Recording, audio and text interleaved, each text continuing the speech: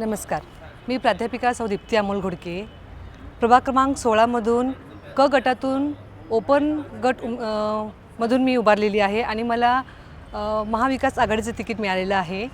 तरी आमचं घोडके घराणं हे अनेक क्षेत्रामध्ये कार्यरत आहे. सांगण्याचं झालं तर राजकीय असो, सामाजिक असो, क्रीडा असो, धार्मिक असो किंवा वैद्यकीय किंवा शैक्षणिक अशा अनेक क्षेत्रामध्ये आमचं कुटुंब कार्यरत आहे. ते पण 24 तास 365 दिवस उपलब्ध आहे. तरी महाविकास आघाडीच्या मान्यवरांनी आम्हाला उमेदवारी देऊन आपला विश्वास दाखवलेला आहे. तोच विश्वास पूर्ण ठेवण्यासाठी आम्ही पूर्णपणे लढा देणार आहोत. इतकं सांगून मी थांबते. नमस्कार. मी सागर घोडके, प्रभाग क्रमांक 16.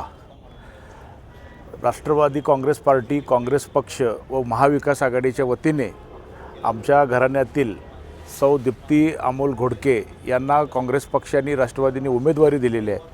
आमचं घर हे खनबागामध्ये सर्व जाती धर्मामध्ये काम करणारं घर आहे. आमच्या आझाद व्यायाम मंडळाच्या माध्यमातून तसेच सांगलीतल्या विठ्ठल मंदिराच्या माध्यमातून आम्ही धार्मिक असो, शैक्षणिक असो, क्रीडा असो, आम्ही कायम ह्या खनबाग आणि नळभाग ह्या वॉर्डासाठी आम्ही काम करत आलेलो आहे.